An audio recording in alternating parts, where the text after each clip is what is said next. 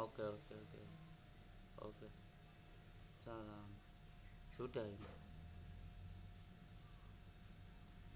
Salam.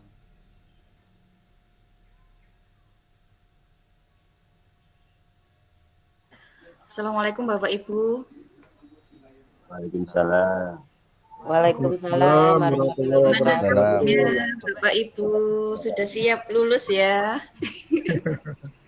Insyaallah. Insya Allah Bu. OTW. Iya, ini mau nyampaikan juga nanti jimitnya hanya pagi ini. Yang siang nggak ada Bapak Ibu karena jadwalnya berubah lagi gitu. Oh iya Bu, kasih informasinya. Jam kedua kosong berarti. Ya, yang kedua kosong diganti besok siang. Sore 14.45. Oh, iya. Nanti saya Berarti itu Pak ya, Ramdan lebih tempatkan. saya sampaikan di grup lagi untuk jadwal terbaru. Iya. Maksudnya Ibu Kosma, yang jadwal yang terbagi di grup itu sudah paten nanti untuk jadwal perkuliahannya? Iya, yang di grup curhat ya Pak ya. Kalau yang Iya, grup iya. yang itu belum. Nanti Oh, saya iya. buatkan persatuannya per kelas D aja. Oke, makasih Bu. Oke, sami-sami. Nanti jangan lupa on cam semua ya Bapak Ibu. Pak dosennya juga sedang perjalanan ke kantor dulu terus izin terlambat tadi gitu. Oh, iya Bu.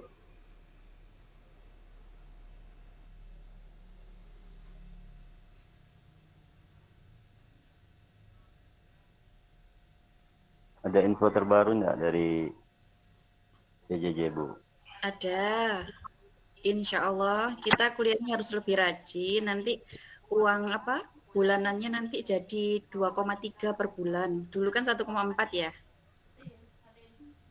Iya. Nah itu yang ditunggu-tunggu sebenarnya. Iya, sengaja nggak saya sampaikan. Info A1. Ini info A1 atau info C1 nih? Info A1 itu valid. Enggak usah banyak-banyak, dibanyakin aja. Bukan info C1. Bukan.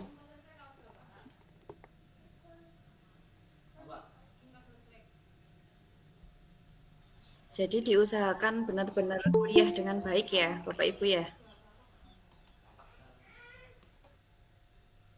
Iya Bu. Siap. Siap Bu. 2,3 loh satu bulan nanti kita dapatnya. Untuk seluruh mahasiswa Bu. Iya, seluruh mahasiswa. Siap Bu.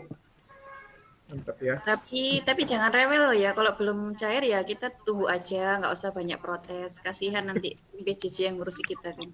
Itu tadi Iya Bu. ini ya. Biar Rewel. disiram aja. Iya Bu Tuti. Yang 2,3 itu terus kok Bu. Ya mau diaktifkan kameranya Bapak Ibu biar tahu gimana perkembangannya ke samping, ke depan, ke belakang apa gimana gitu loh. Kalau saya masih Ini habis liburan mungkin gemoy semua ya. Alhamdulillah, makmur, syukur.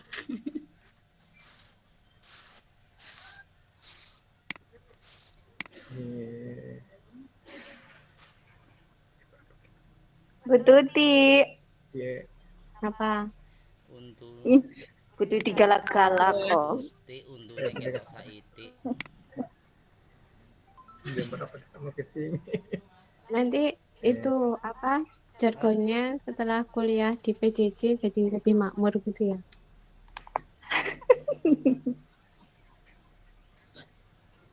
Tabung lagi Bu S2. Oh iya. Loh, nanti jadi saingannya Bu Anis no, Bu Iin. Bu Tuti nggak nyambung. S1 sudah pusing ini, S2 lagi. Kan S2 juga PJJ besok ini. Beasiswa nggak tuh? Ya, PJJ kan di surat pengantarnya kan PJJ dah bilang untuk S2 itu. Iya. Bagus Nah, ya. berarti kalau S2 berarti lebih dari 2,3 kayaknya. Belum tahu beasiswa atau enggak. Ada juga PJJ Pak itu yang berbayar. Nah, iya benar. Kalau S2 2,4 Pak. Kalau kita S1-nya baca di 2,3. surat pengantarnya yang kemarin itu dia beasiswa juga itu. Ya mudah-mudahan aja ya. Kayaknya nggak ada keterangan kalau beasiswa sih. Sekarang kita cuma tinggal cari yang mau ikut ke S2 tumpel. Iya, persiapannya.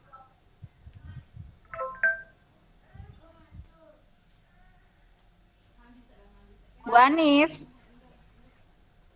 Dalam Bu Tuti, Bu Tuti, Bu Iin.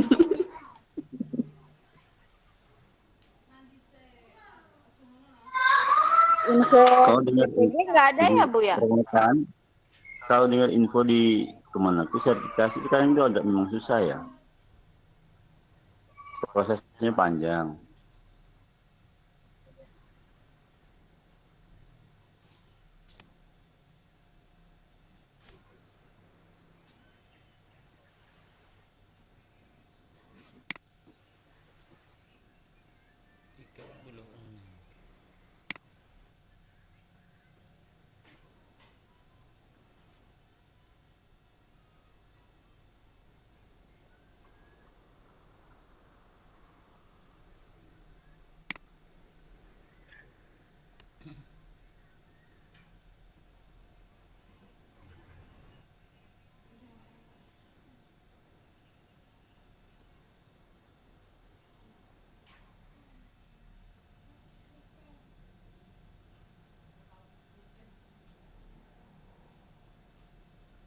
Halo. Halo. Halo Pak Mursalin.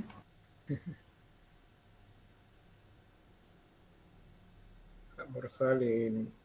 Apa kabar? Alhamdulillah sehat ya. Lagi pada masuk ngajar kan nih, rekan-rekan? Sekolah saya libur, Pak. Jumat libur ya? Iya. Minggu masuk. Ahad masuk. Di sini Ahad nggak ada hari masuk. Minggu, Pak. Iya kan? Ahad Iya. ya. Kalau di Kalbar nggak ada hari Ahad Pak, malah hari Minggu aja. Pak Najib. Kalau satu minggu ada di sini, Pak. Oh iya, Sabtu Minggu ada ya. Satu Ahad yang nggak ada ya? Ya, Sabtu Ahad ada. Ahad itu kan satu, jadi ya tetap satu. Oh iya iya. Wah, wah.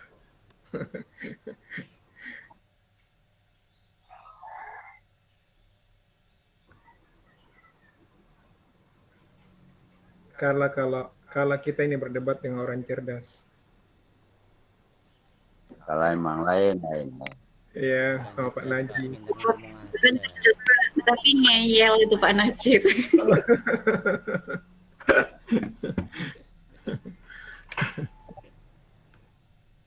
Kalau sekarang ini kan yang dibutuhkan pintar ngomong. Iya, Pak. Kalau nggak bisa ngomong nanti diem, Pak.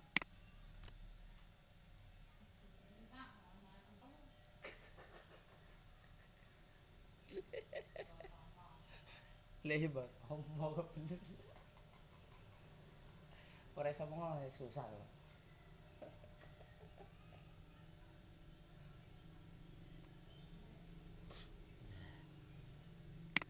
Jangan lupa sarapan dulu ya, sarapan nasi aja. Iya Pak.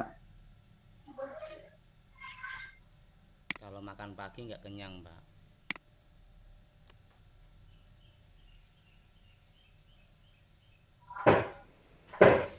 Makan siang kenyang ya. Makan siang juga nggak kenyang. Saya kenyangnya makan nasi, Pak. Makan nasi, makan roti. Pak Najib.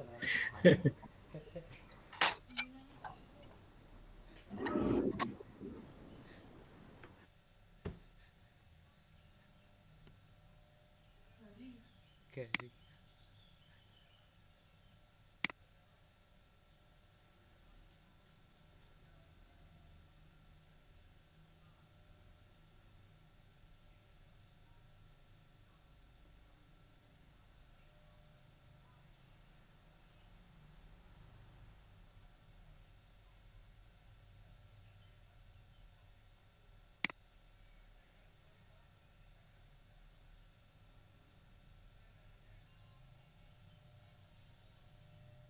Dosanya masih lama gak Bu Ani?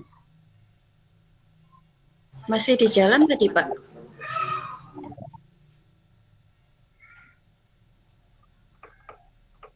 Boleh yang pandai nyanyi itu boleh lah, hibur.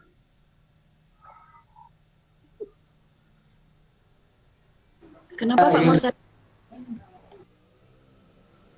Yang pandai sholawatan boleh. Bu Sinar. Ya silahkan yang suaranya merdu-merdu bersolawat. Mendayu. Mendayu-dayu. Supaya bisa tidur pagi.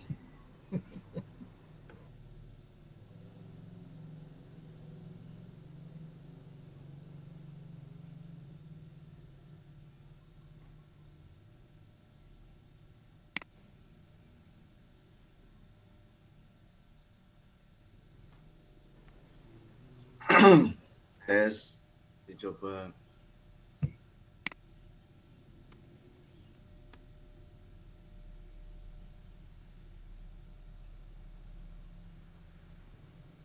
Pak Ramlan.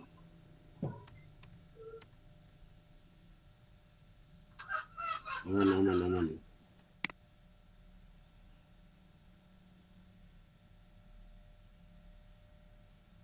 Aman Pak Ramlan. Suaranya. Info A1.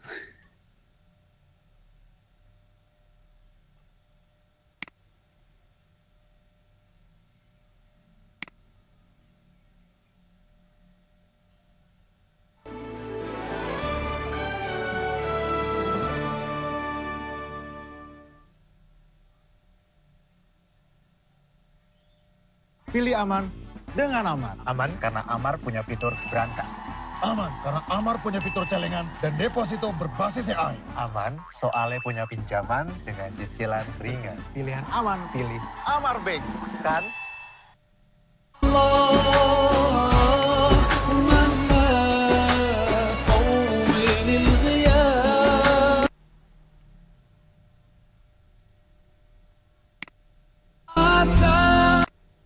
Your veins, what about anger, love and pain, and all the things you're feeling, can you touch them with your hand? So are they really there? Let's start questioning ourselves.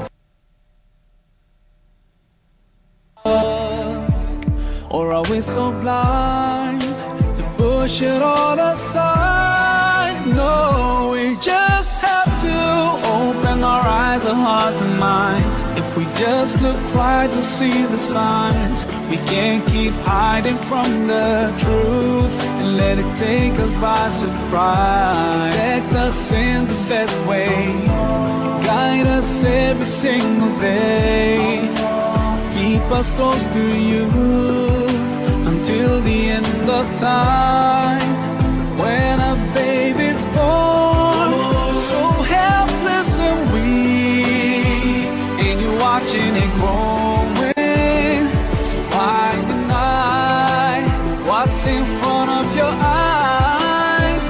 The biggest miracle of life. We just have to open our eyes.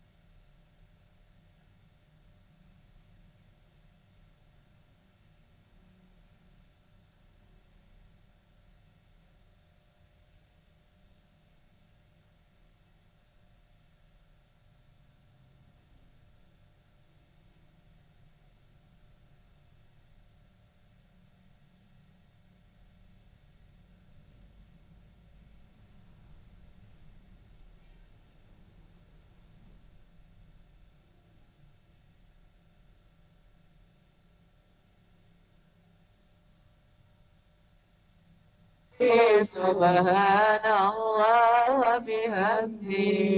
Subhanallah wa bihamdi.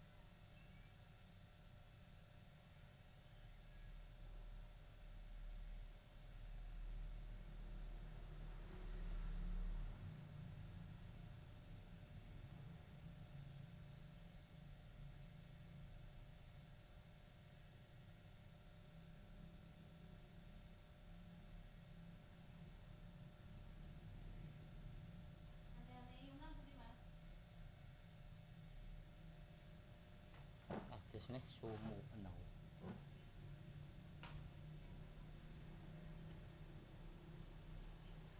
Bapak dosennya mau masuk dulu ya, Bapak Ibu.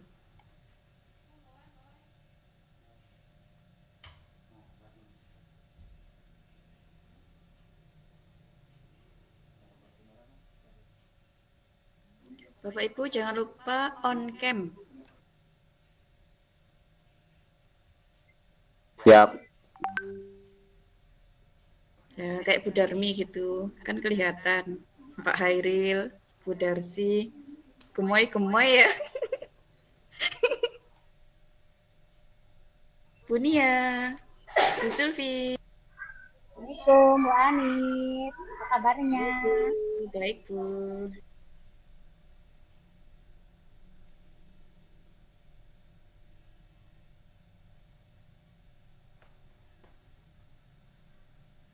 Bu Zelmi, Bu Tuti mana ini, Bu Tuti? Bu Era.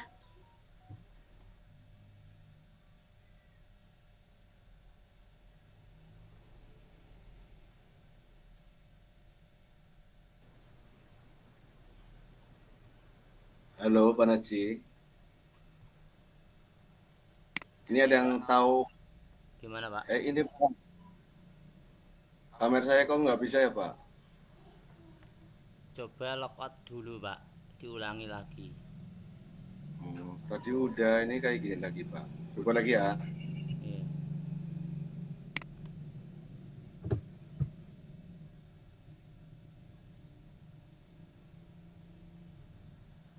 Bu Sinar, bagi headsetnya dong.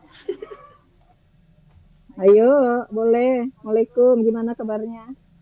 Baik Bu, Waalaikumsalam.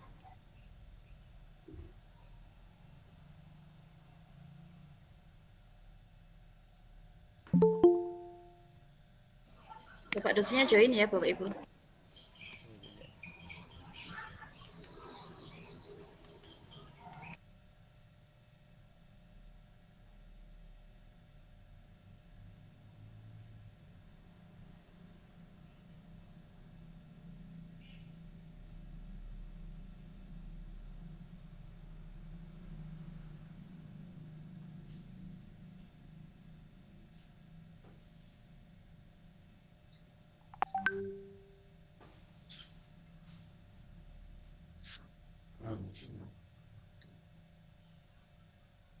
Assalamualaikum. Waalaikumsalam. Bapak. Waalaikumsalam. Waalaikumsalam warahmatullahi wabarakatuh. Warahmatullahi wabarakatuh. Sudah masuk semua? Kurang beberapa Pak.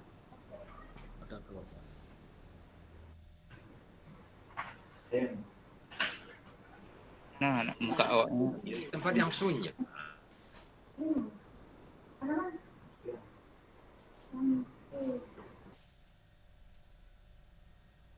Bisa dimulai? Baik Bapak. Ya, silakan Pak. Atau nunggu teman-teman yang lain dulu?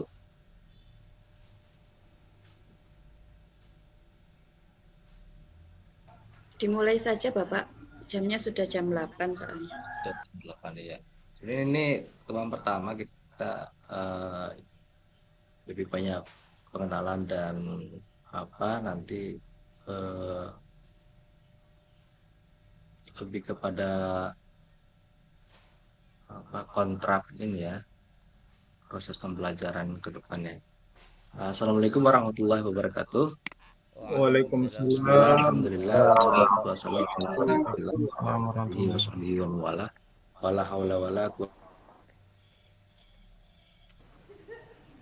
Banggakan mahasiswa semester 4 PJJ IAIN Caturjati Cirebon.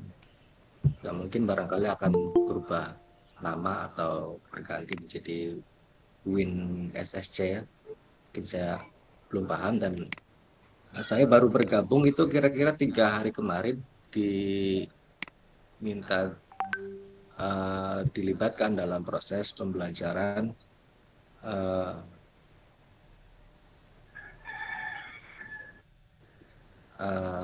mungkin juga saya belum banyak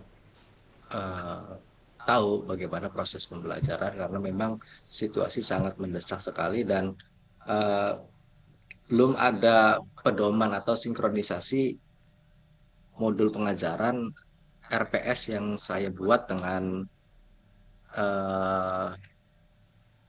program PJJ yang sedang berlangsung. Jadi mungkin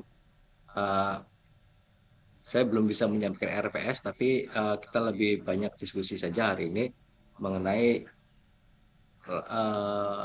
proses perkuliahan yang kira-kira bisa disepakati sebaiknya bagaimana, apakah dari sisi waktu pertemuan atau ada keinginan untuk mengubah jam mata kuliah atau selanjutnya metode seperti apa yang membuat beberapa teman-teman ini bisa menyelesaikan rangkaian mata kuliah pada semester 4 ini. Jadi saya diamanatkan untuk mengampu mata kuliah sosiologi pendidikan.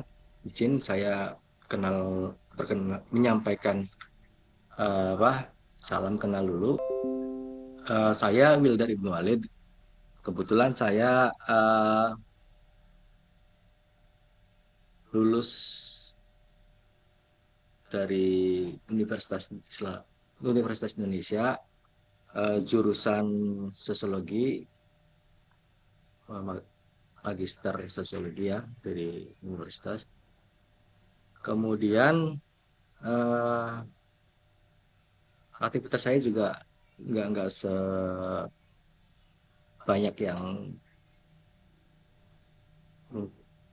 sebanyak sepadat teman-teman dosen lainnya. Mungkin saya lebih banyak aktivitas di luar, sama sebagai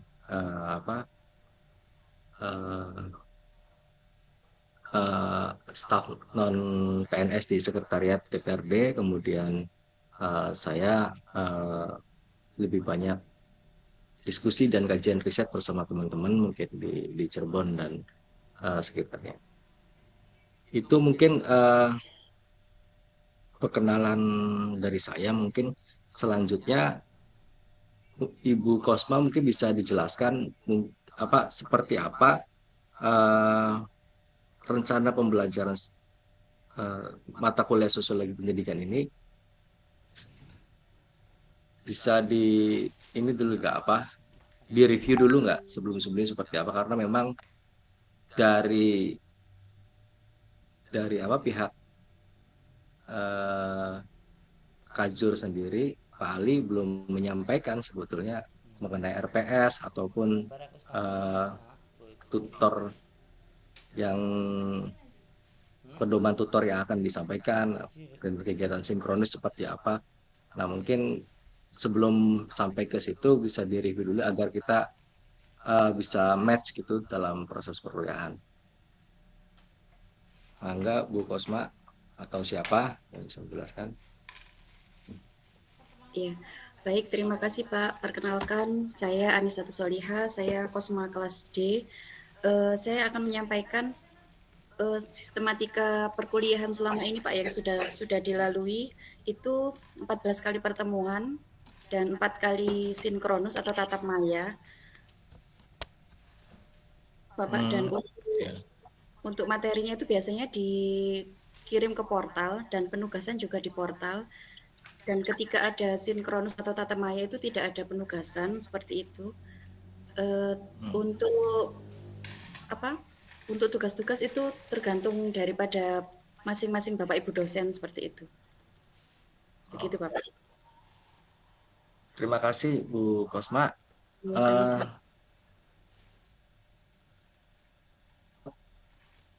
Perkembangan terakhir itu LMS masih sedang ada kendala teknis penugasan, dan mudah-mudahan secepat mungkin LMS bisa pulih kembali dan beberapa username dan akun para dosen tutor juga bisa terlogin ya, karena saya sendiri belum mendapat username dengan password yang diberikan, jadi saya juga belum tahu LMS itu seperti apa, jadi perangkat yang kita akan gunakan sebagai media pembelajaran. Saya sudah ada bayangan, berarti ada 4 kali sinkronus ya? Iya Bapak. 4 kali sinkronus dengan kita membuat kelompok gitu, terus mata kuliah dibagi beberapa materi perkuliahan, begitu? Iya Bapak, bisa itu. Penugasannya biasanya ada yang individu, ada yang kelompok, tapi tergantung kebijakan dari Bapak Ibu dosennya juga Bapak. Seperti itu. Iya. Berarti ada mandiri dan struktur gitu ya? Oke. Sama UTS dan UAS, nanti UTS-nya di pertemuan ke-7 biasanya dan UAS-nya di pertemuan ke-14. 14 terakhir. Oke, kalau begitu, kalau sebelumnya sudah ada ini belum ketentuan belum masing-masing dosen untuk tingkat kehadiran sampai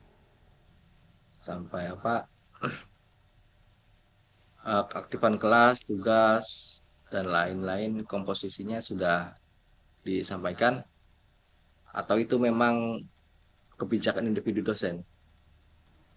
Selama ini yang kami alami itu kebijakan masing-masing Bapak Ibu dosennya seperti itu. Okay. Oke, santai saja ya semua, maksudnya kita sama-sama belajar. Saya benar-benar belum ada pedoman atau petunjuk dari PJJN Satu Jati ini, jadi mohon dimaklumi karena serba mendadak dan ada kendala teknis dari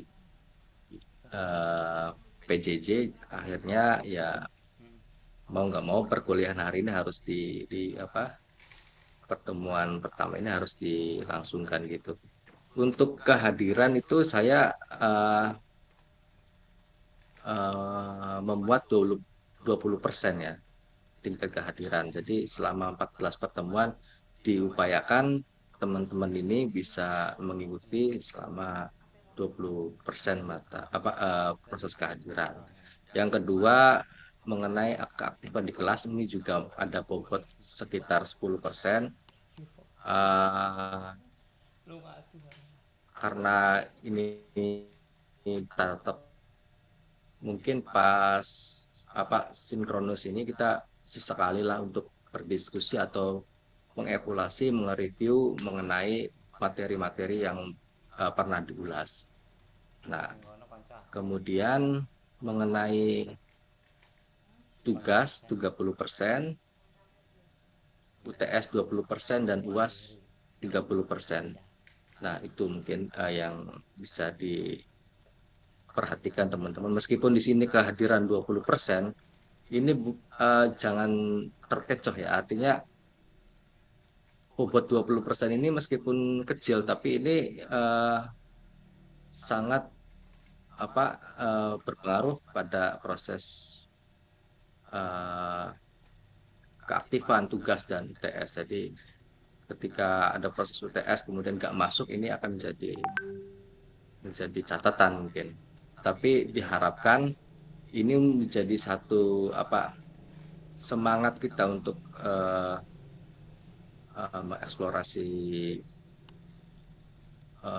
pengetahuan kita, bagaimana untuk terus kita tetap semangat, jangan sampai ini karena kita ada bobot yang dirasa memberatkan atau bagaimana, tapi justru menghilangkan semangat kita untuk terus mengeksplorasi nilai-nilai dalam proses pembelajaran ini. Selanjutnya mengenai sosiologi. Di sini latar belakang ada yang dari sosiologi murni atau memang PAI? Dari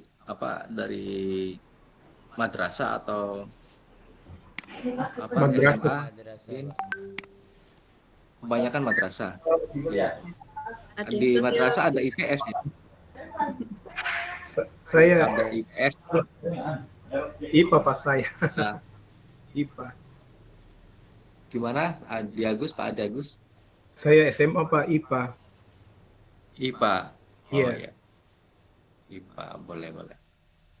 Ada yang lain selain non sosiologi atau non IPS? Jangan-jangan di luar Jawa ada jurusan tata boga mungkin atau teknik mesin, terus dipaksa untuk menekuni mata kuliah sosiologi pendidikan. Mungkin ini agak sedikit kacau nanti. Tapi ya nggak apa-apa. Kita karena di tarbiyah, jadi corak sosiologi kita yang kita pelajari adalah sosiologi pendidikan. Dan jujur saja pengalaman saya di pendidikan agama atau pendidikan Islam ini lebih sedikit ketimbang proses pembelajaran di pendidikan non agama ya. Jadi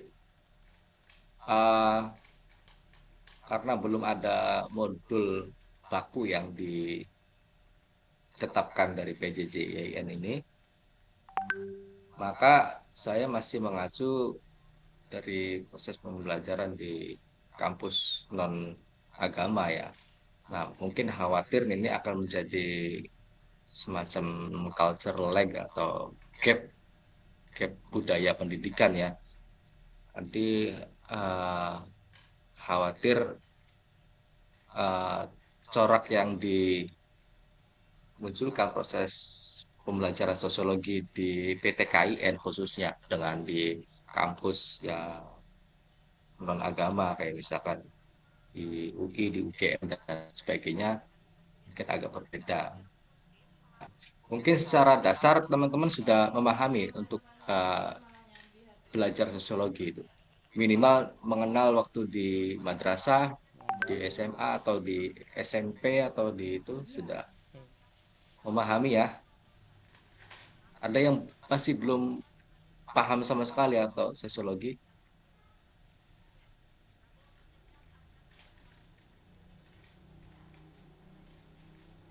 Sudah paham semua ya untuk sosiologi? Atau memang masih Sering terdengar dengar, eksklusif? sering Ya, dengar, sosiologi. sering dengar. Masih ini akrab dengan teritori misalkan Marx, kemudian Weber, Oh. kemudian Durkheim, Simmel. Ada yang akrab dengan nama-nama tersebut? Baru dengar Pak. Belum, Pak. Baru Putri dengar Pak. Sama mungkin. Belum, Pak. Ya, kayak misalkan itu kan dari sosiologi klasik ya. Kalau kita yang terbaru misalkan ada Joseph Stiglitz, kemudian siapa lagi, Arkun misalkan kalau di PTKIN kebanyakannya. Nah, mungkin agak dituntut untuk menguasai teori itu karena memang basis sosiologi itu adalah pelajari teori sosial. Nah, karena rumpun pendidikan rumpun pembelajaran kita buat ke depan adalah sosiologi pendidikan, artinya lebih fokus membicarakan bagaimana sosiologi sebagai base of value ya, basis nilai itu menganalisis satu masalah atau satu fenomena atau satu gejala yang ada di dunia pendidikan. Jadi analisis sosial atau analisis sosiologis digunakan untuk memahami gejala-gejala kasus dalam dunia pendidikan. Nah, sederhananya begitu teman-teman. Ya, dari sini paham maksudnya alur ininya ya. Jadi bagaimana peran ilmu sosiologi sebagai base of value, sebagai basis nilai, sebagai base of science, sebagai dasar ilmu pengetahuan untuk menganalisis satu gejala, satu fenomena, satu kasus, satu masalah yang ada di dunia pendidikan. Contoh apa saja misalkan yang menjadi masalah di dunia pendidikan? Apa kira-kira? Bu Anis, Pak Zen, Pak Naji, atau mungkin di pesantren. Pesantren juga merupakan institusi pendidikan misalkan. Nah, kalau di sana, kira-kira apa dulu masalah dunia pendidikan, kemudian kita pakai analisis sosiologis untuk membedah satu masalah. Iya. Ya, kira-kira apa gitu, supaya kita nyambung nih ketika proses pembelajaran bagaimana mengoperasionalkan teori sosiologis untuk membahas masalah di dunia pendidikan. Misalkan ada ketimpangan di situ, misalkan ada akses pendidikan yang akses kesejahteraan yang belum bisa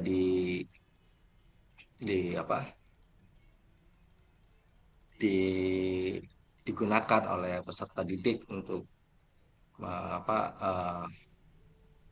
mendapatkan pendidikan yang layak. Misalkan ada relasi kuasa misalkan antara dosen mahasiswa ataupun dengan santri dengan kiai atau dengan murid dengan guru, intimidasi, atau ada kasus bullying di sana kan, kemudian bullying itu kenapa terjadi, disebabkan oleh apa.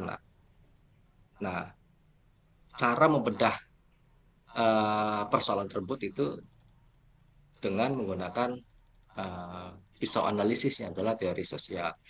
Nah, mungkin di sini agak kerepotan teman-teman ini untuk menganalisis karena harus memahami teori. Nah, jadi dalam dunia sosiologi itu ada yang harus dikuasai adalah teori klasik, minimal the big four itu ya. Big Four itu yang tadi saya sebutkan. Pertama Karl Marx, kemudian Max Weber, terus kemudian Emil Durkheim, dan George Simmel. Memang ini sudah lama sekali kita mengkaji teori ini ya. Artinya sangat klasik dan ini sebagai the founder of sociologist. Nah, abad ke 18 ya mungkin, atau ke abad ke 17 ke 18. Tapi untuk masih perdebatan ketika sosiologi sebagai basis ilmu, siapa pendiri sosiologi? Mungkin kalau kita belajar di madrasah atau belajar di SMA sebagai bapak sosiologi adalah Auguste Comte ya. Auguste Comte seorang sosiologis dari Prancis. Seorang pemikirannya terlalu positivistik. Jadi banyak juga yang menentang bahwa Auguste Comte itu bukan seorang pendiri sosiologi, tapi hanya meletakkan dasar bangunan sosiologi. Tapi kalau di lingkungan PTKIN atau di kalangan santri atau beberapa di kampus umum juga sudah banyak mengkaji, mungkin akrab dengan tokoh misalkan Abdurrahman Ibnu Khaldun ya. Kalau saya Ibnu Alim. Tapi kalau Mandiri itu ada Ibnu Khaldun. Nah, Abdurrahman Ibnu Khaldun itu membuat satu buku yang namanya Mukadimah. Nah, bayangkan sebelum dunia Barat itu membicarakan tentang manusia, ke masyarakat, Ibnu Khaldun sudah lebih dulu membicarakan mengenai konsep badawah misalkan, konsep al-umron misalkan, peradaban. Nah, artinya ini menjadi hasanah khusus bagi teman-teman yang hari ini belajar sosiologi pendidikan, khususnya di IAIN. Ya. Nah, ini hanya sekedar pengantar. Saya hanya ingin mengetahui sejauh mana teman-teman ini bisa ibaratnya kapan sih kita pernah berkenalan atau bersentuhan dengan sosiologi, itu saja dulu.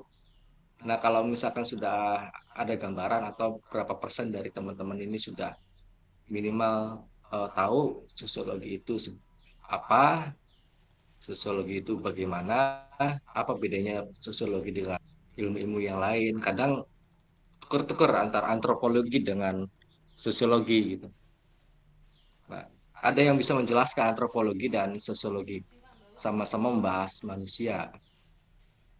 Ada yang bisa paham? Ada yang bisa membantu menjelaskan barangkali? Bu Tuti, Pak. Hah? Bu Tuti itu beliau sosiologi ngajarnya di madrasah. Iya, Bu ya? Ya. Ada Gimana, Pak? Bu Tutik barangkali. Kalau antropologi itu lebih ke budaya ya, akar budaya. Tapi kalau sosiologi itu lebih ke interaksi sosial terbentuknya masyarakat kayak gitu. Iya, terima kasih Bu Tutik. Berarti ini Bu Tutik luar biasa sekali nih, menjelaskan sangat kompleks. Betul ya? Nah, jadi kalau misalkan dasar dari antropologi itu lebih pada culture ya, lebih pada budaya, membahas mengenai misalkan folkways, membahas bagaimana usage. Jadi kekhasan dari antropologi adalah meneliti tentang manusia sebagai subjek dan sebagai objek. Jadi meneliti manusia secara artefak, misalkan manusia secara basis kebudayaan, sukunya misalnya, gaya hidupnya, kemudian cara dia menggunakan peralatan hidup, nah, bagaimana dia ya lebih banyak basisnya budaya lah, behaviornya. Nah, sementara kalau misalkan sosiologi itu lebih menekankan pada aspek interaksi, atau lebih tepatnya lagi kita membahas tentang relasi. Nah, kalau sosiologi lebih menekankan pada relasi aktor dan struktur, kemudian menjelaskan bagaimana ada unsur dominasi atau hegemoni atau agensi. Nah, itu mungkin istilah-istilah yang muncul dalam sosiologi. Relasi kuasa, aktor, hegemoni, agensi, kemudian apa lagi? Ya, simbolik. Nah, itu ada kata-kata kunci yang lebih banyak muncul dalam dunia sosiologi. Nah, sampai sini clear ya, maksudnya apa itu sosiologi. Jadi sosiologi bukan menjelaskan bagaimana budaya masyarakat atau budaya secara individu, tetapi sosiologi membahas bagaimana, lebih tepatnya bagaimana relasi antar budaya. Nah, bagaimana budaya ini terbentuk, karena budaya tidak bisa tercipta dalam ruang yang kosong. Nah, itu bagaimana misalkan satu komunitas tertentu tinggal dalam satu masyarakat yang terlalu otoritarian misalkan. Nah, gejala-gejala itu yang akan kita bahas dalam sosiologi. Karena kita membicarakan mata kuliah sosiologi pendidikan, artinya kita dibatasi ruang lingkupnya adalah di dunia pendidikan. Apa saja yang muncul dalam masalah sosiologis dalam pendidikan. Ingat ya, apa bedanya masalah sosial dengan masalah sosiologis? Ada yang bisa menjelaskan? Masalah sosial dan masalah sosiologis.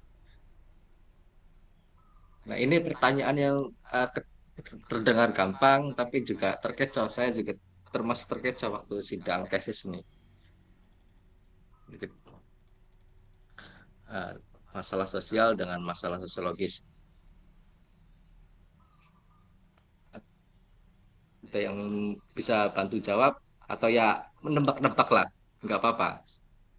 Maksudnya kita sambil belajar gitu. Apa bedanya masalah sosial dengan masalah sosiologis?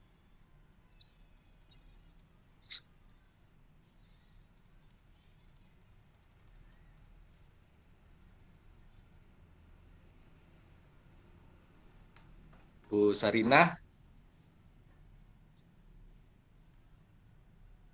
Ya, Pak.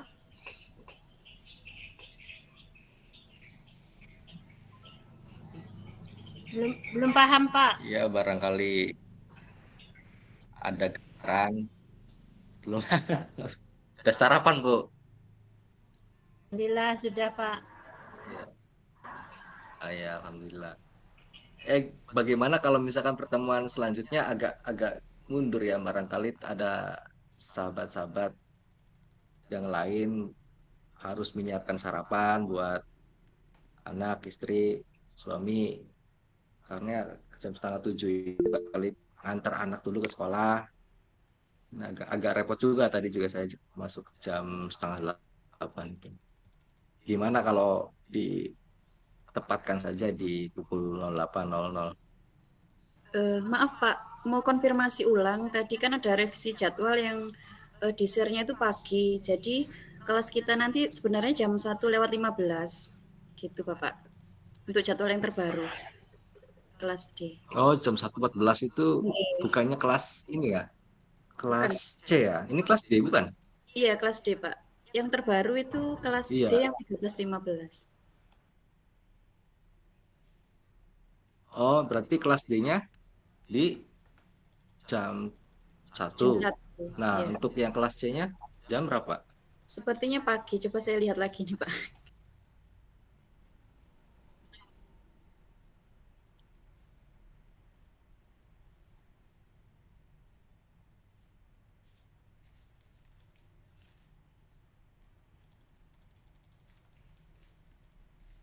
Pagi, Pak. Yang 7:30 itu kelas C. Kalau untuk jadwal yang terbaru. Aja untuk kelas lain. Iya. Iya.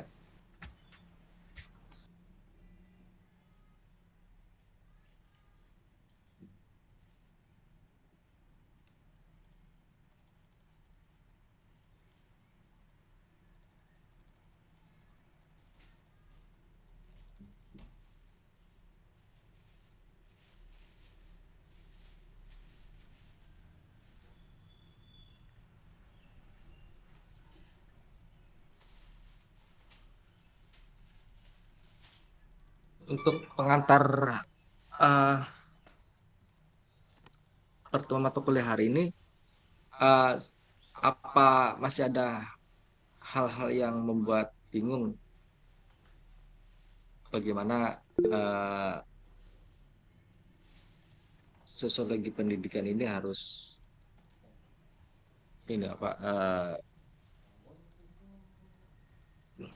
dipelajari? Kita itu belajar apa sih sosiologi pendidikan? Mungkin masih ada bayangan seperti itu.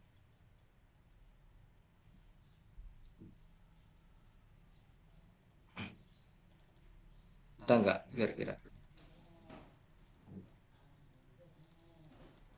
Itu tadi sudah Ya. Pak, yang masalah sosial sama masalah sosiologis tadi bedanya? Bedanya Mm-mm. itu barangkali buat pekan depan aja diskusi ya, supaya enak itu menstimulasi teman-teman ini. Oh, oke, Ah, oke. iya, supaya kita belajar eh, dari permukaan dulu, dasarnya apa, kita tahu bedanya antropologi dan sosiologi itu apa, kemudian bagaimana sosiologi itu bekerja dalam eh, sebagai ilmu kan, bagaimana teori sosial ini bisa digunakan untuk sebagai cara pandang untuk menganalisis sebagai persoalan gitu. Yang sederhana-sederhana aja dulu gitu. Ya, kalau belajar teori kayaknya agak ini ya, agak pusing ya. Apalagi dari teori klasik sampai teori postmodern dan sebagainya, saya juga pusing. Apalagi kalau pusing tapi nggak ngerti semua itu bahaya. Jadi ya kita yang penting kita apa bareng-bareng belajar, kita esensi dari mata kuliah ini ter apa bisa dipahami dengan baik. Inilah yang penting kita santai. Saya bukan tipikal orang yang harus mengerjakan tugas sekian halaman karena harus detail, harus teori. Intinya saya menghargai satu karya atau apa sebuah narasi tulisan yang orisinil, kemudian itu dari pemikiran sendiri gitu. Nah, itu meskipun 1 halaman 2 halaman itu ketika berangkat dari eksplorasi ide-ide orisinil terhadap proses pembacaan sebelumnya, itu saya lebih menghargai ketimbang harus 60 halaman misalkan atau 30 halaman. Tapi ya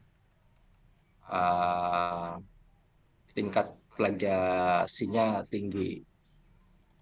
Nah, karena juga saya tidak dibesarkan dalam lingkungan pendidikan yang seperti itu, ya baiknya kita juga sama-sama mawas diri. Yang penting kita ini aja lah, asik aja lah. Yang penting bagaimana mata kuliah sosiologi ini membuat jatuh hati pada teman-teman mahasiswa PJJ ini. Gitu aja.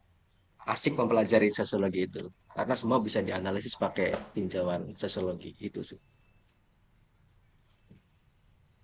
Mungkin bisa dicukupkan atau ada ya hal-hal yang ditanyakan? Mangga. Sangat cukup. Saya, Pak. Izin bertanya, Pak Wildan. Jadi tadi kan kita belum ada kesepakatan untuk penugasan ya Pak, tapi kalau mengarah tadi pembicaraan Bapak yang terakhir, sepertinya Bapak itu tertarik kepada narasi kita ya tentang sosiologi gitu ya. Ya. Jadi mungkin bisa saya simpulkan mungkin penugasannya nanti berupa pembuatan apa ya tulisan dari kita gitu aja ya Pak ya, atau bagaimana? Gitu. Tulisan. Ya, saya biasa ini sih. Teman-teman ini menganalisis satu isu yang terbaru, misalkan hari ini lagi rame situasi sosial politik misalkan atau sosial keagamaan, tapi karena berhubung kita disempitkan dalam sosiologi pendidikan, artinya isu-isu yang dalam dunia pendidikan terbaru itu ya yang kita baca. Misalkan apa hari ini yang isu terbaru mengenai apa sih pendidikan itu, misalkan makan siang gratis untuk siswa itu pengaruh sama stunting enggak gitu kan, itu kan menarik kan dikaji apakah itu benar-benar bisa mengubah satu kondisi sosial yang lebih baik atau seperti apa. Nah, pura-puranya kita ini lagi belajar jadi pengamat lah, jadi satu kritik ke sosial lah, karena kita punya basis teorinya kan, jadi kita nggak asal selama ini kan kita ngomong pengamat sosial tapi nggak pernah belajar sosiologis, ini kan nggak kacau juga kan. Nah, maksud saya nanti teman-teman saya lebih suka itu sih, cari isu sosial di pendidikan, kemudian pakai analisisnya teori ini, mungkin saya akan bantu bedanya apa kan ada macam-macam teori sosial nih dalam kerangka madhab, ada strukturalis, ada kritis, ada fungsionalis, kemudian ada yang terbaru misalkan misalnya postmodern.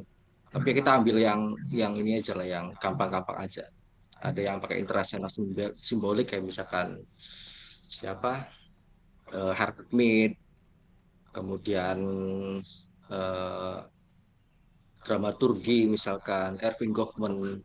Keren ya kalau denger kata-kata itu seolah-olah tuh keren kan. Makanya sedikitnya lebih tahu lah. Itu saja sih mungkin ke depannya Bu Kosma. Baik Pak, saya mendengarkan penjelasan Bapak itu tertarik sekali ya, karena kita selama ini kan hanya cuman bisa mendengar gitu di televisi membahas misal tentang makan gratis gitu. Analisa dari orang ini gini, ternyata kita sendiri juga belum bisa menganalisa itu. Jadi mungkin Bapak di sini bisa sebagai mediator ya, dan juga sebagai tutor. Mediator sekaligus tutor ya Pak ya, untuk kita bisa sama-sama menganalisa kondisi yang nyata ya, yang real sekarang ini terjadi.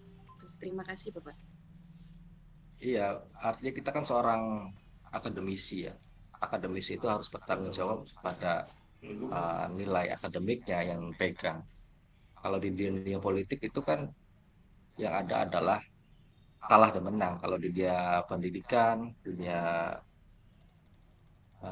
keilmuan, ya kita harus bisa mengatakan benar dan salah gitu.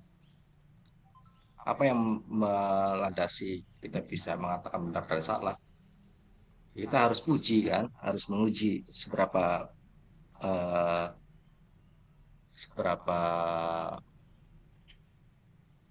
kuatnya atau seberapa tingkat kebenarannya satu tesis.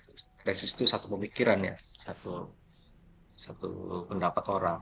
Apakah itu? Jadi satu pendapat itu apa tuh diuji? Diuji dengan apa ya? Dengan beragam teori, dengan penelitian-penelitian terdahulu misalkan. Nah, ya mungkin begitu Bu Kosma. Jadi ya saya tertarik dengan itu karena kita mendeklar sebagai mahasiswa, mendeklar sebagai akademisi. Ya kita mau ngomong apa saja atau kita menulis tesis, skripsi, paper, jurnal, itu kan nggak bisa dari landasan ngawang-ngawang, nggak bisa. Kata saya tuh nggak bisa. Ya, kita harus berangkat pada penelitian terdahulu. Makanya ada sitasi, makanya ada daftar pustaka, berangkat dari para tokoh-tokoh ahli misalkan. Nah, itu maksudnya dunia akademik begitu. Siapa tokoh ahlinya? Kalau tokoh ahli sosiologi ya itu. Ya. Nah, misalnya konteksnya hari ini yang terbaru, kita nggak bisa ngambil jauh ke belakang misalkan. Konteks masalah hari ini di dia pendidikan, kita pakai analisisnya Weber misalkan yang lahir pada dekade pada abad 18 ya. Itu kan sangat jauh sekali. Ya, jadi yang terbaru siapa? Pemikirannya siapa di sosiologi. Tapi karena mereka ini dipandang sebagai peletak dasar sosiologis, jadi kita harus wajib mempelajari dari dasar-dasar sosiologi. Nah, yang terbaru apa yang sekarang misalkan. Siapa sih sosiologi di Indonesia? Siapa sih membawa perubahan sosial di Indonesia? Kayak Selo Sumarjan, kebanyakan ya ini ya pendiri-pendiri kayak Selo Sumarjan, misalnya antropologi ada Kuncoro Ningrat, ada teman-teman sudah paham. Ya, banyak. Ya, siapa itu Selo Sumarjan, siapa itu Kuncoro Ningrat, mereka kuliah di mana, misalkan kuliah di Amerika. Oh, Amerika itu ternyata madhabnya madhab Berkeley. Madhab Berkeley itu lebih pada Talcott Parsonian. Nah, Talcott Parson berarti dia cenderung struktural fungsionalis. Wajar ketika para akademisi pertama di Indonesia itu mempengaruhi struktur sosial politik di awal Orde Baru, karena Parsonian ini itu mengonstruksikan ide mengenai iron keg atau kerangkeng besi ya. Nah, kerangkeng besi. Jadi menurut Alcott Marson ini karena ada riak-riak dalam suatu masyarakat itu dianggap mengganggu stabilitas negara, berarti nggak boleh ada orang yang bebas ngomong. Makanya di Orde Baru kan demokrasi nggak ada gitu. Nah, kemudian alat militer menjadi institusi pemerintahan. Makanya zaman Orde Baru ada namanya fraksi ABRI kan. Nah, itu yang menjadi pengaruh besar sosiologi awal di Indonesia, ada corak lebih pada struktural fungsionalis. Itu Orde Baru ya, bukan awal sebetulnya. Kalau awal ada lagi Arif Budiman, ada lagi Suhokji misalkan, ya, mempengaruhi sosiologi Indonesia. Ada lagi?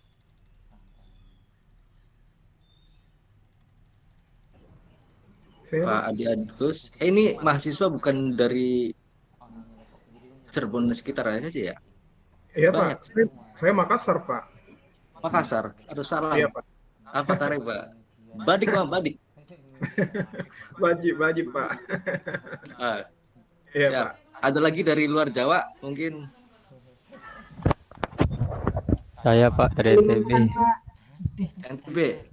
Ya. Nah, dibukain dong semua biar kita. Kalimantan Pak. Salam Pak Hairil. Ya, salam Pak dari NTB. Ada lagi dari mana?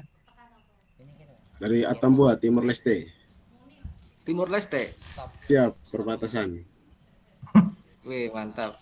Ada sinyal di sana. Sulit. Alhamdulillah, Bener, sangat maksudnya, baik. kalau di sini mulai perkuliahan pukul 8, berarti di sana lebih dulu kan? Ya, lebih 1 jam. Iya Pak, sama jam ya? Makassar. Pukul 9. Nah, sekarang salah bergeser bisa jam 10 juga, beda 2 jam. Iya. Oh iya. Nah, salah letak tempat sudah bisa berubah jam. Bergeser 1-2 kilo bisa beda 2 jam. Karena jam Timor Leste beda 2 jam. Beda 2 jam. Ada lagi dari selain dari Atambua, Makassar sama Timur apa? Ada Pak Timor dari Leste. Kalimantan Timur. Mana? Buzel? Dari Kalimantan Barat Pak, Kapuas Hulu. Kalbar. Oh ya. Pakai HP itu ya? Iya Pak, soalnya di sini susah sinyal Pak kalau pakai laptop. Iya, makanya. Kalau mau pakai laptop tuh harus ke apa? Ke kecamatan Pak, cari sinyal. Luar biasa Buzel. Iya Pak, Iya. penuh Ya. perjuangan. Ya, kendala-kendala apapun ketika proses pembelajaran disampaikan aja ya. Maksudnya saya juga nggak mau memberatkan teman-teman. Iya, Iya, kendala Pak. sinyal, mungkin kendala waktu. Nah, Iya Pak. ada lagi yang dari luar Jawa? Saya Pak, di Bangka. Baru ini. Iya. Gimana, Bu? Saya di Bangka Belitung Pak, Bangka Pinang. Bangka Belitung. Iya Bangka Belitung, tapi daerah Bangka Pinang saya. Iya. Oke, banyak teman dari sahabat-sahabat luar Pulau Jawa. Siap, selebihnya kita berdiskusi. Ada nomor kontak saya di HP, di grup WA maksudnya.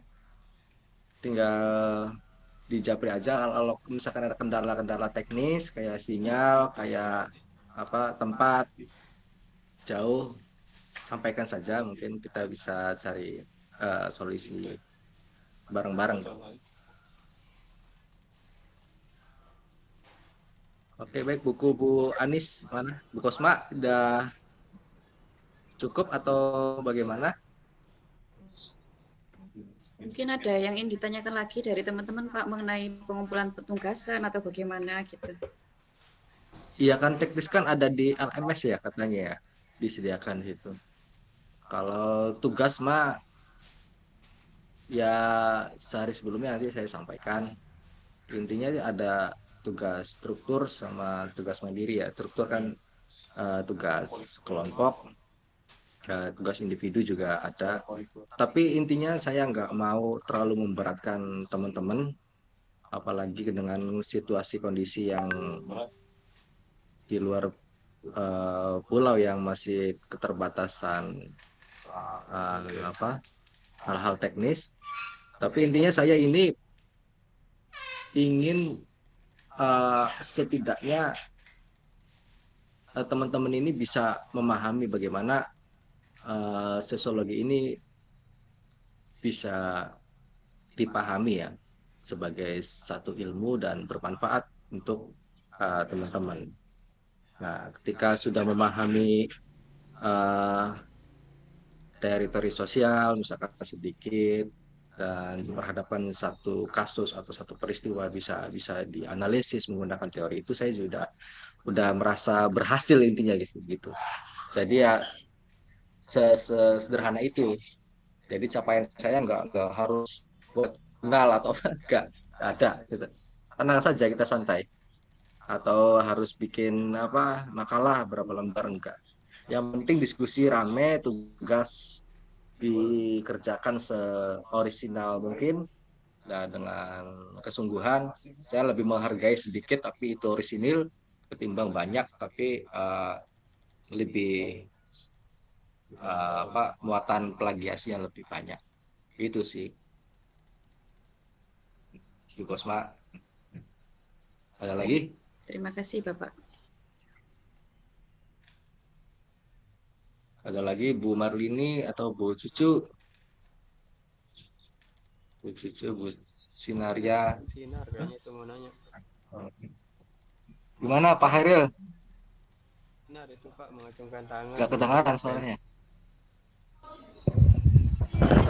Ibu Sinar kayaknya itu Pak mau bertanya. Raise hand dia. Oh, mangga. Assalamualaikum warahmatullahi wabarakatuh. Waalaikumsalam. Ibu pernah belajar sosiologi, Bu? Belum pernah Pak, kebetulan jurusan IPA pas SMA. Oh, IPA, iya.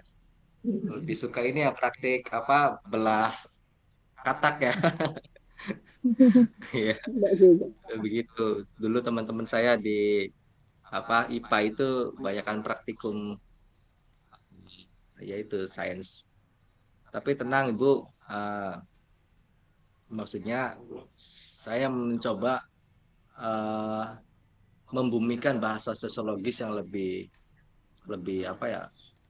lebih bisa mudah dipahami, intinya sih seperti itu. Jadi sosiologi ini sangat fleksibel, sangat adaptif ya, bisa dipahami karena selama itu manusia otomatis dia bisa memahami sosiologi. Dia sih seperti itu. Karena masalah sosial itu sangat dekat dengan masalah kita. Masalah sosiologis itu sangat dekat dengan kita. Masa iya kita sebagai manusia nggak pernah mengalami satu persoalan atau dinamika kan?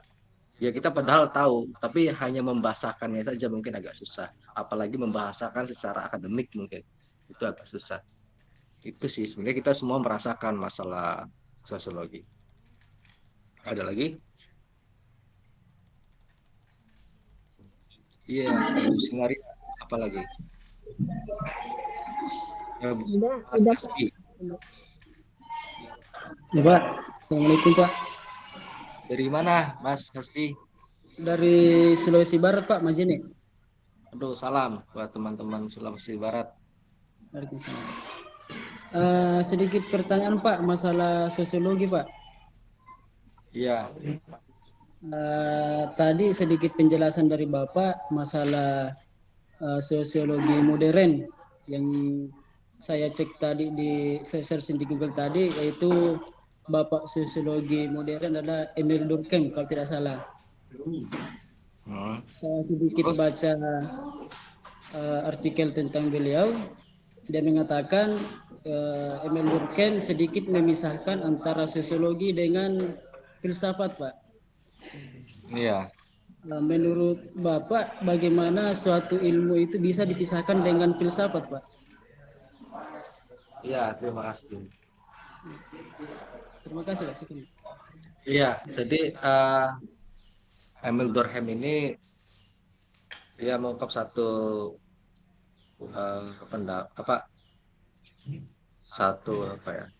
kajian mengenai totemisme. Kalau di kitanya mungkin animisme dan dinamisme lah, satu fenomena masyarakat. Nah, totemisme yang dikenal. Jadi Durkheim ini menganalisis suatu kepercayaan atau agama yang dianut oleh komunitas tertentu. Nah, menurut dia itu harus dipisahkan antara sosiologi dengan filsafat. Kalau filsafat itu lebih pada percayaan itu ya. Percayaan atau apa. Nah, kalau sosiologis enggak, lebih pada non etis. Non etis itu tidak mempelajari tentang baik dan buruk. Non etis, karakter sosiologis itu. Nah, kita memahami satu fenomena masyarakat yang mungkin dianggap baik oleh kita, belum tentu kita nggak boleh memandang itu lebih rendah. Artinya begini, kayak misalkan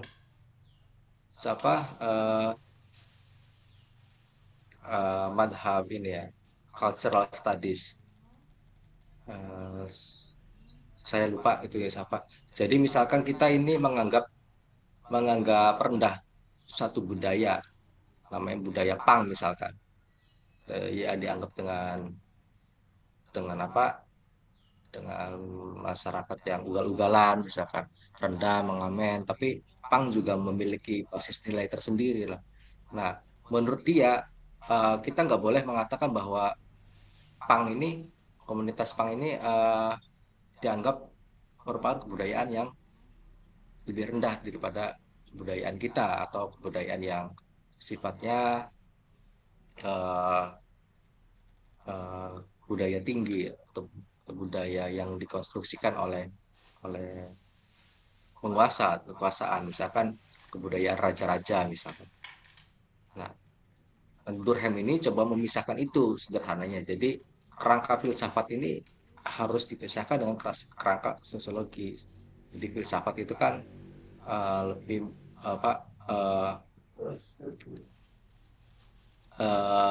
satu nilai tertentu ya. Nah, sementara untuk sosiologis itu sangat non etis. Kita menghindari satu pandangan bahwa ini baik dan ini buruk gitu, atau ini rendah, ini tinggi. Intinya seperti itu sih.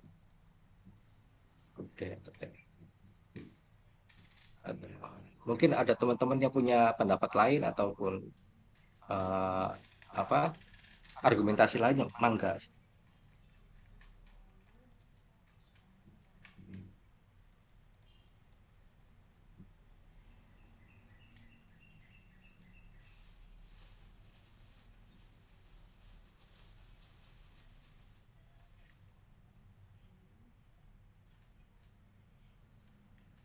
Stuart Hall, maaf lupa saya.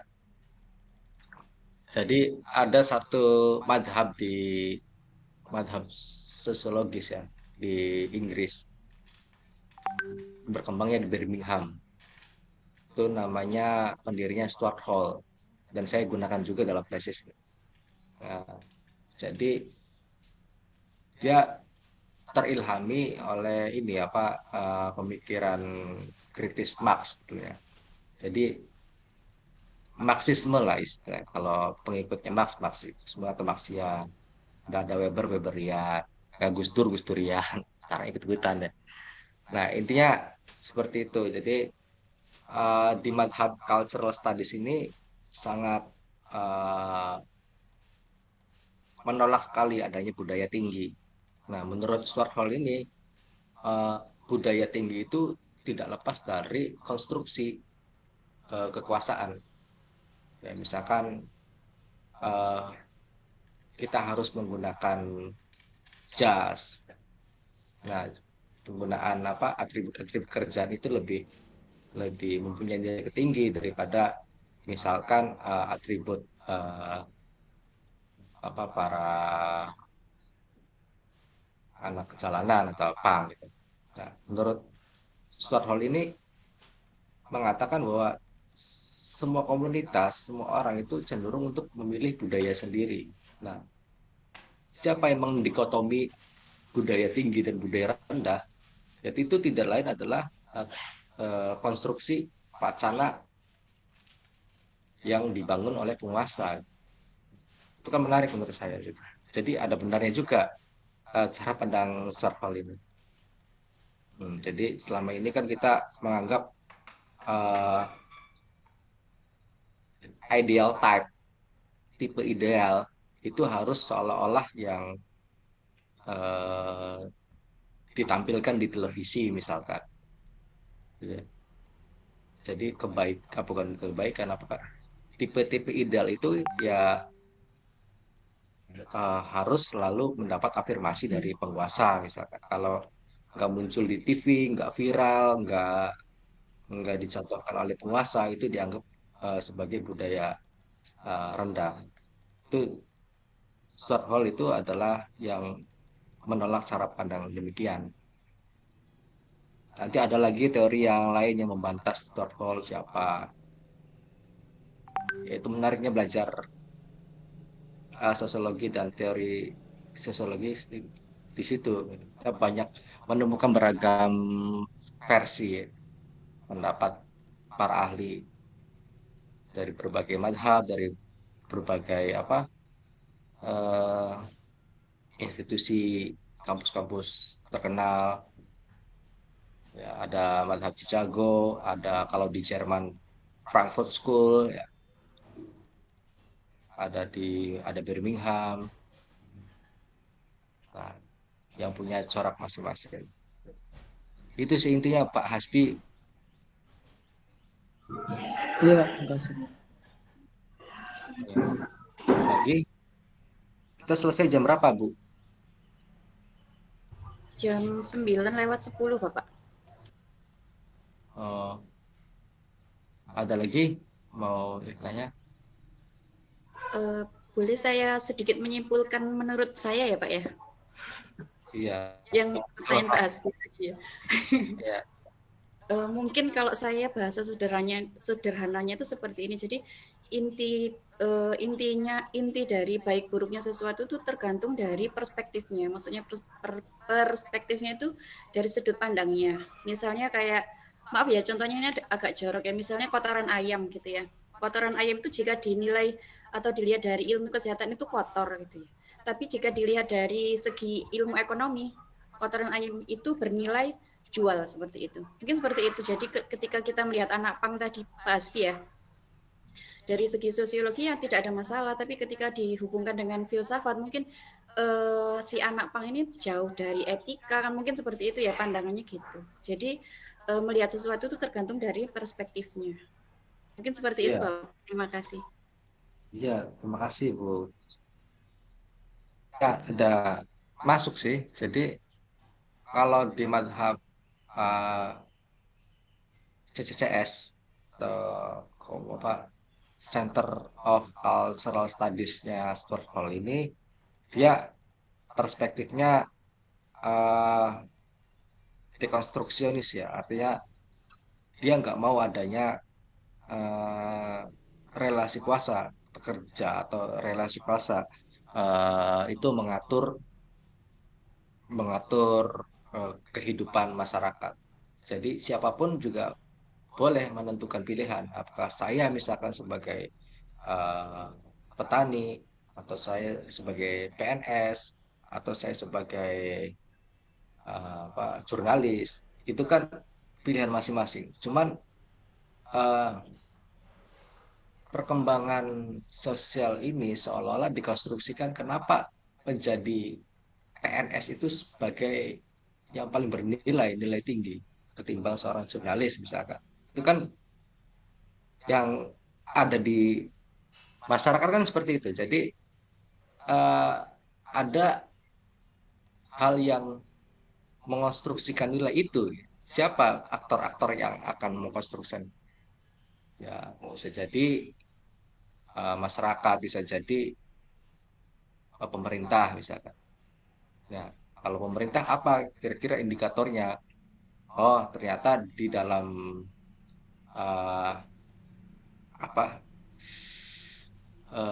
sistem birokrasi atau sistem aparatur sipil negara kita kan ada gaji 13, ada privilege di sana gitu kan, yang membuat apa status ASN atau PNS ini lebih tinggi ketimbang petani misalnya. Ya. Kenyataan kan seperti itu. Kenapa sih petani itu selalu ada di kasta bawah, padahal sama-sama bekerja, sama-sama berkontribusi. Bahkan kalau dalam kacamata rantai makanan, nah petani ini menjadi sebagai penghasil penghasil produksi utama kan, jadi ada di rantai makanan yang awal sekali itu, yang sangat berpengaruh. Kalau nggak ada petani, nggak ada beras, dan nggak ada beras, masyarakat kelaparan mati. Sesederhana itu misalkan, iya kan. Tetapi prestis, nilai tinggi, kemudian dianggap lebih bernilai itu PNS ketimbang petani atau. Nah, tugas teman-teman itu sebenarnya nggak jauh-jauh beda menganalisis yang begitu-begitu gitu. Ya, itu kan sebenarnya dekat dengan masalah sosial kita kan, masalah sosiologis kita.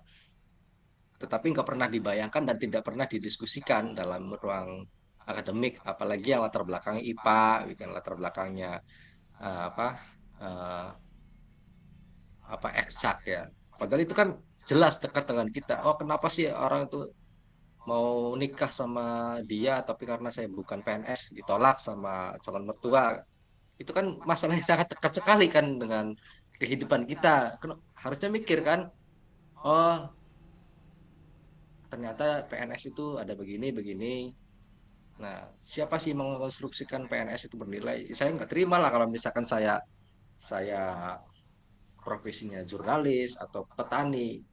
Ya, padahal kan menurut saya kita sama-sama punya ruang untuk jadi menantunya misalnya. Itu sangat-sangat dekat sekali ya masalah-masalah sosiologis itu.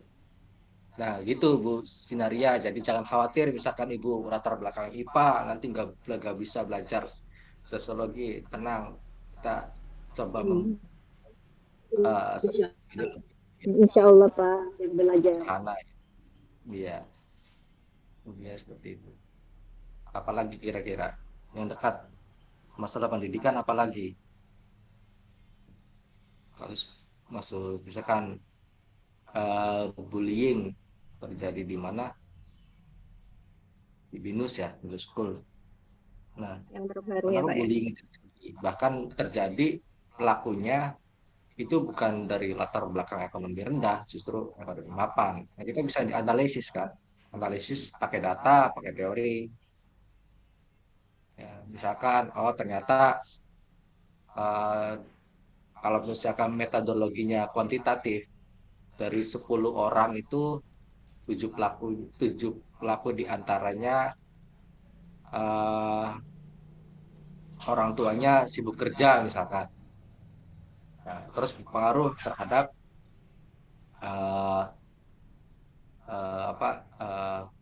karakteristik anak, behaviornya, karena lemahnya pengawasan orang tua, jadi mereka tidak terkontrol.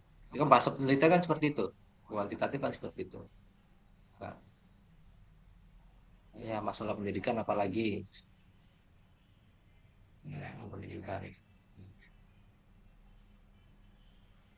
Ya mungkin lebih banyak tuh teman-teman yang di luar Jawa mungkin kan masalah infrastruktur, masalah akses, apa pendidikan mahal. Iya.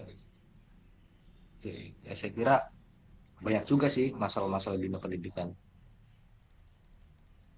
Jadi sederhananya paham ya bagaimana sosiologi ini bekerja ya di kehidupan sehari-hari ya. Nah gitu. Ada lagi barangkali.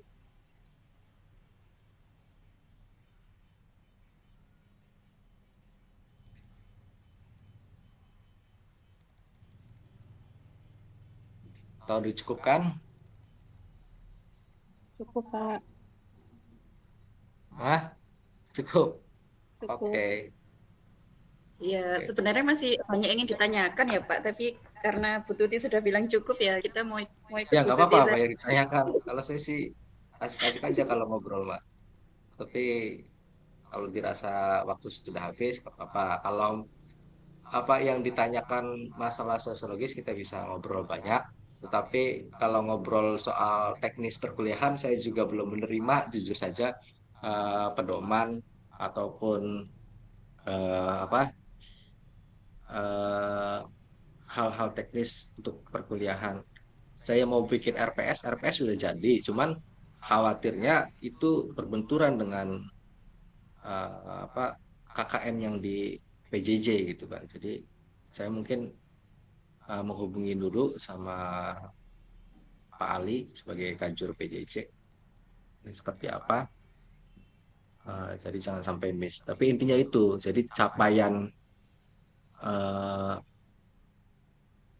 KKM saya tidak lepas dari bagaimana sosiologi pendidikan bisa dimaknai sebagai apa unit analisis lah, intinya seperti itu. Jadi saya nggak mau sosiologi itu dianggap jadi ilmu yang laks ya, yang mewah gitu, yang dianggap gak bisa dijangkau karena ngomongin soal teori-teori, karena ngomongin soal yang jauh-jauh, ngomongin Marxis, ngomongin Weber, ngomongin postmodern, ngomongin ini yang susah-susah lah. Intinya saya mencoba bagaimana membahasakan sosiologi ini yang sesederhana mungkin bisa dipahami, karena sosiologi sangat dekat sekali dengan kehidupan kita. Selama kita manusia, selama kita berinteraksi sosial, kita akan paham bagaimana sosiologi ini bisa dimanfaatkan kalau kehidupan sehari-hari. Itu saja sih, Bu Anis. Oke, Pak.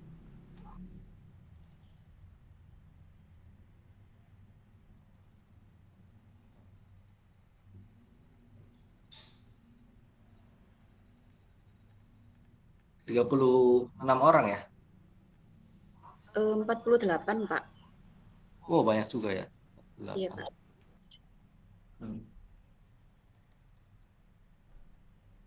Oke, kalau begitu.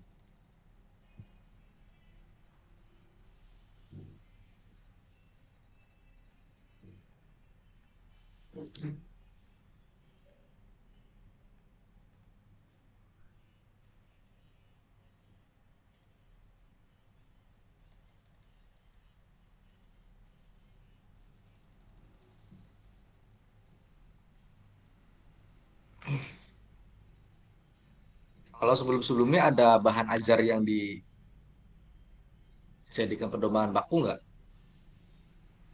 dari PJJ? Enggak. Kan kemarin tuh beli buku kayak modul, cuman untuk yang semester ini belum ada. Ya kalau yang lain kayak misalkan apa bahan ajar itu udah ada semua. Belum ada, Pak, karena kita angkatan pertama di semester 6 ini.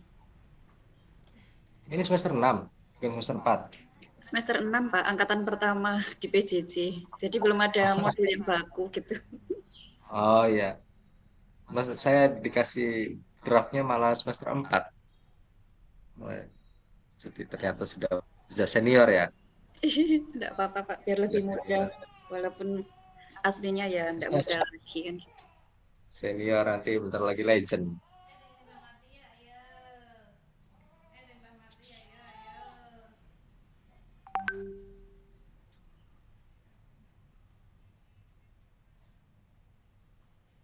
Saya kira untuk pertemuan sinkronis awal clear ya.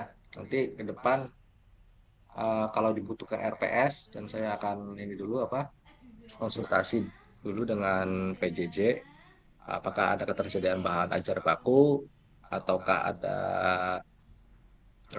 reference atau ketentuan khusus mengenai buku bacaan yang sesuai dengan standar KKM di PT KIN, termasuk juga ini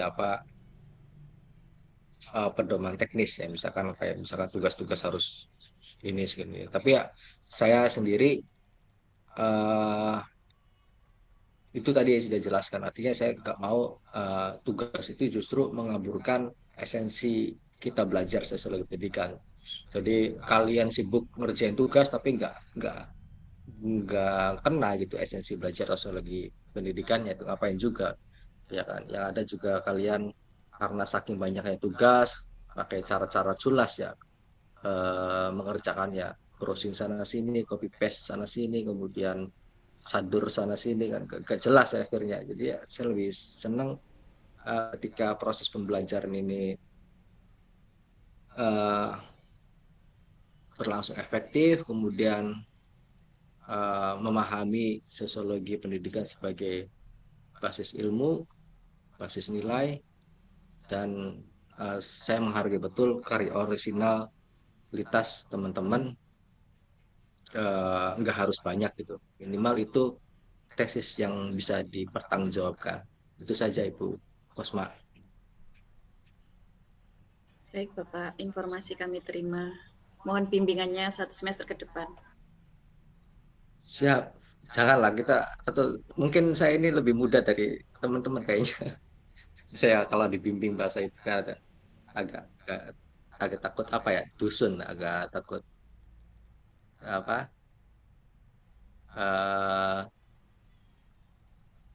nggak menghormatin orang tua.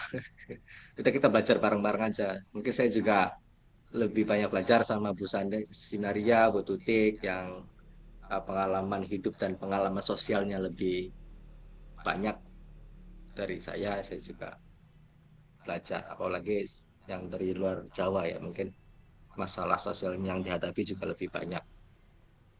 Itu saja, mungkin terima kasih dari saya. Pertemuan yang sangat berkesan. Terima kasih atas atensinya. Wallahu muwaffiq ila aqwamit thoriq. Wassalamualaikum warahmatullahi wabarakatuh. Waalaikumsalam.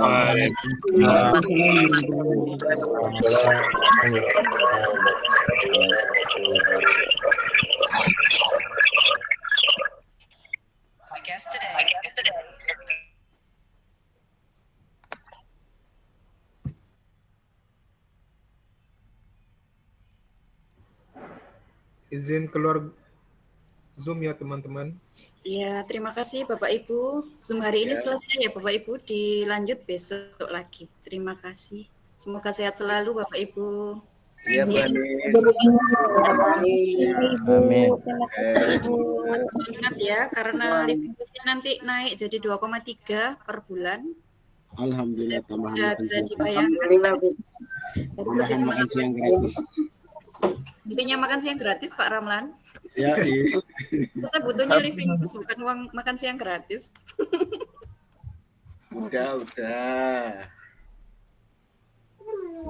Monggo silahkan bisa Ibu. Bapak Ibu. Ya, terima kasih. Saya sudahi. Wassalamualaikum warahmatullahi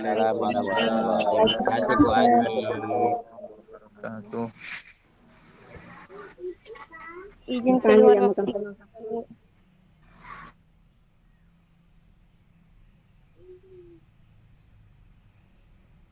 makanya jam makan semangka terus habis semangka.